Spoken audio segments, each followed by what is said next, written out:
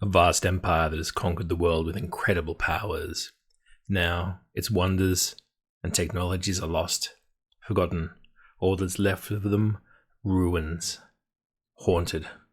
The empire is fragmented, and from its fall has risen kingdoms, warlords, constant danger and war.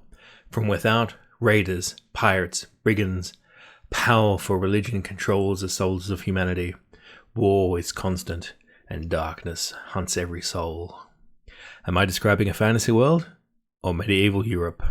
Hi, I'm Reed, and this is Crowland Publishing, and this is a part of our discussion on fantasy subgenres and how you can recreate that sort of fiction in your D&D campaigns, its wants, its needs, and how to best service them. And before I go on, why don't you just give us a like? Go on, just give us a like. Anyway, medieval fantasy. So much of fantasy is a dramatization of the medieval world. Rome falls, and from the ruins arise dozens and hundreds of lesser kingdoms. Vikings and Celts and Dacians begin to raid. Paganism slowly falls and Christianity becomes more and more powerful each passing decade. Now, this might not be historically accurate, or at least it might be a distortion of the history, but it's the received wisdom. It's the cultural story that we tell ourselves. And that is medieval fantasy. It is fantasy that is set within this kind of imagined past, and it is the default setting of most Dungeons & Dragons campaigns. So we can go from, a couple of Vikings on a beach getting ready to fight a troll. That's medieval fantasy. Or we could turn the dial up to have a bunch of dragons the knights are riding on their way to attack the Lich's flying citadel. What makes a fantasy a medieval fantasy are the social structures that are in place. It's feudal. A king, or a shah, or a bey, or an august emperor, or whoever is on top. Below them is a noble class, barons, dukes. An aristocratic class comes under that, and that's counts, earls, whatever. Obviously, it's going to be different depending on your campaign and depending on what kind of influences you want to use. Under that, knights, who are the least amount of aristocratic that you can be, and then peasants underneath, and sometimes serfs. The higher up the ladder, the more legal rights and social status that you have. That's feudalism, and that's the key to medieval fantasy. Often, not always, there is a church, and that is a separate power structure to the legal and social system, and they often fight. But ultimately, the key part is having medieval level sort of technology and feudal social structures.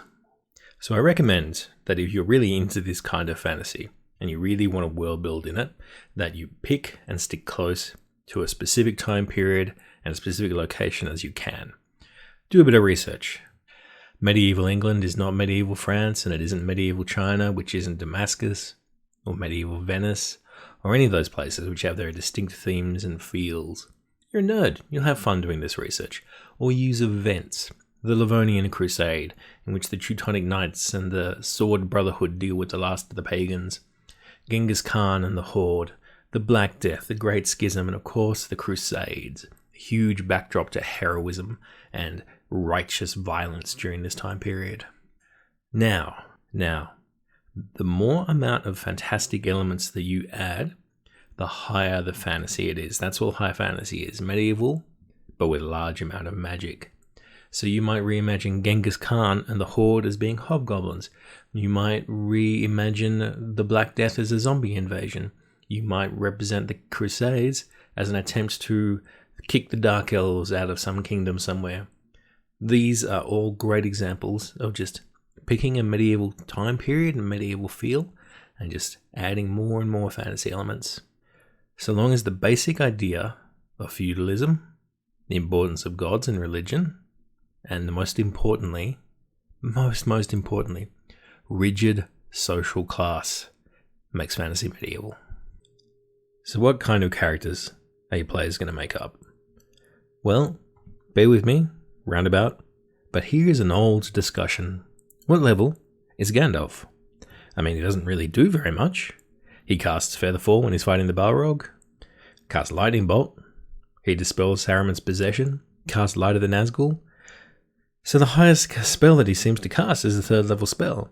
So what is he, 5th level, 6th level? I can't remember off the top of my head. You see, the lower the fantasy, the more historical, the more extraordinary your PCs will seem. In an early Middle Ages fantasy like Lord of the Rings, Gandalf is a huge deal, and what is he? He's realistically only a 5th level wizard.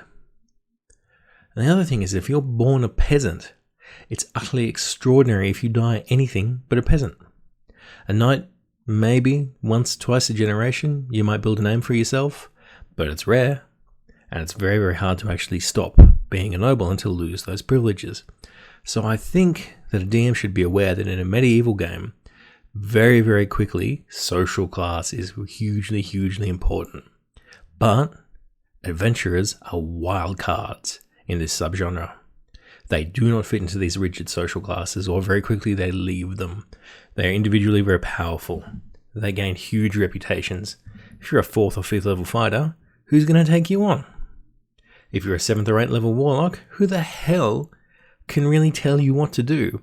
And as well, PCs tend to be very, very rich, and because they do impressive, could be one word for it, stuff, they are often loved or feared in the societies they live in.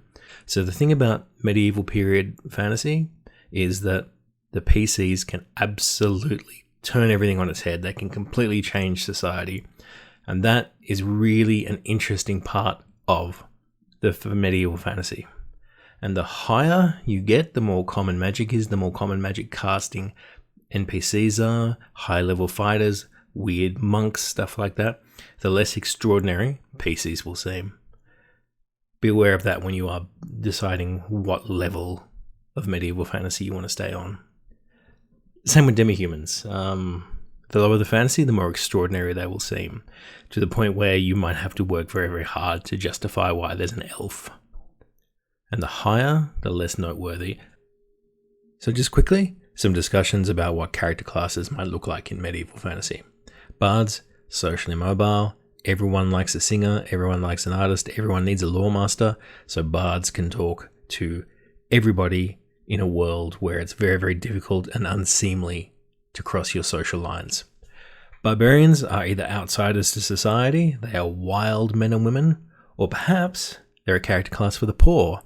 After all, you don't need money to be strong. You don't need money to just rage. Clerics are clerics. I think a discussion point there is how many clerics know magic. Druids might be another kind of priest, or specifically a pagan priest.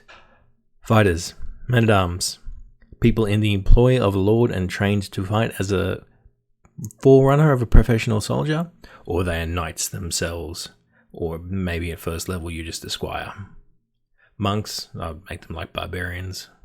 Paladins, church knights, or maybe sort of Joan of Arc style figures.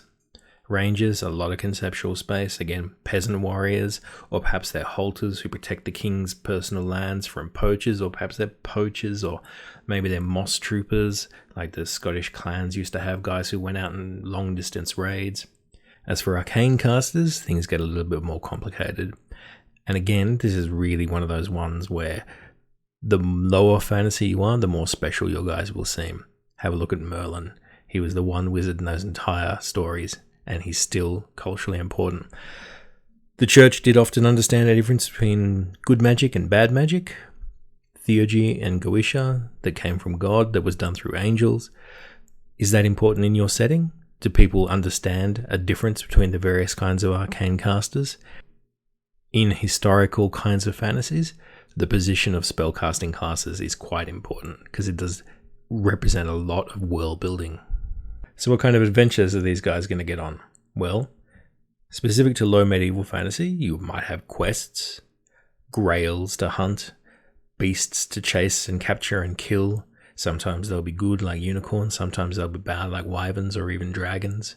You may have to deal with Vikings or Tartars, which you can reimagine as orcs or bugbears or whatever.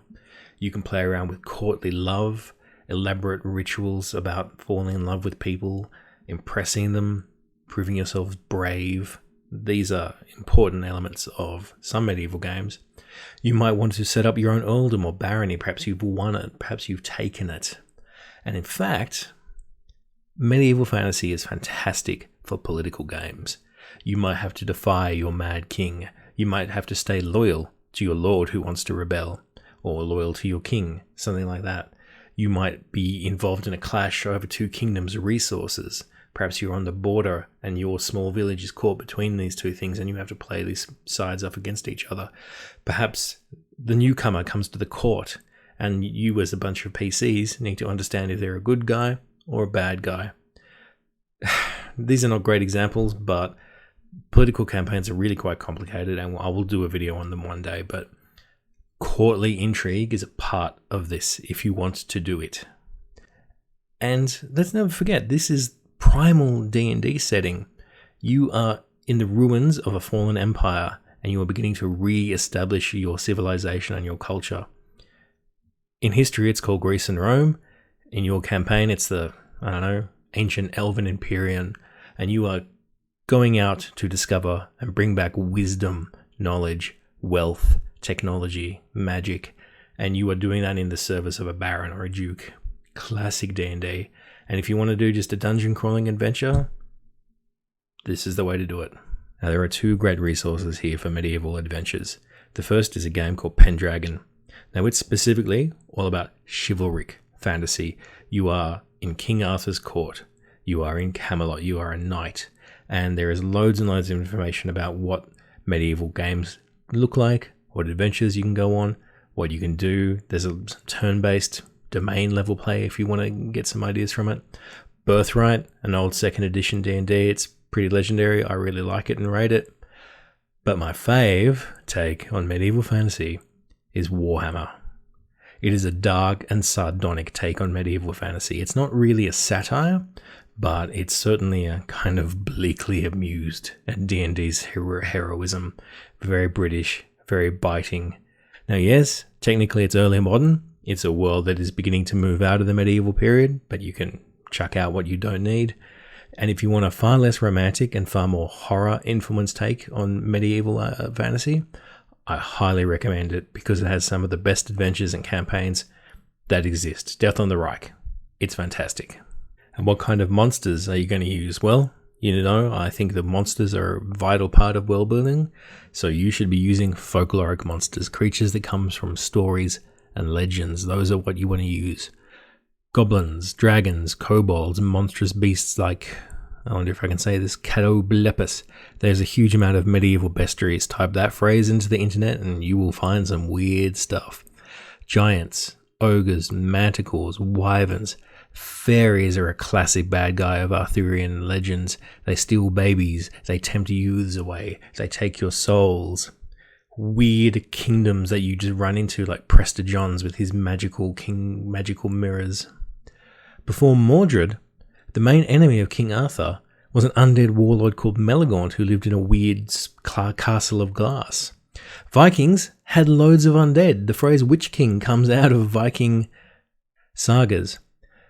I also highly recommend that if you can find the original Celtic versions of the King Arthur mythology before the writers like Chrétien de Troyes came along and sort of cleaned them all up, they're eerie and strange and different to what you think. Two that remain with me. The expedition to Uffen, to Hell, to kill the witch. Very strange. Also, the cool Greyhound Cavill is in that. And I'm obsessed with this. The Raid on the Other World. King Arthur and Taliesin go and deal with Spiral Castle. An eerie location. But you must be aware that when you are bringing in creatures from D&D, especially pulpier creatures and more science fiction-y sounding creatures like abominations and mind flayers, chaotic and things like that, you are adjusting the knob up to high fantasy. So if you want to keep like a really kind of sunless, everyone's got the plague, everyone's coughing, sort of low historical fantasy, be careful about what monsters that you use. And lastly, unlike all the other subgenres that we're going to talk about, medieval fantasy needs absolutely no adjusting in the rules. You just run it out of the box. This is what D&D is for. Now, I wanted to keep this video a bit short, so I'm going to skip the inspirations. I'm sure you've seen medieval fantasy before. If all those fails, all Game of Thrones is is The War of the Roses, with a cool fantasy element dialed up to about 5. I'm Reed, this is Crowland Publishing. Next up is Swashbuckling. Please give us a like. And tell your friends. Channel's growing a bit more slowly than I wanted. Bye bye.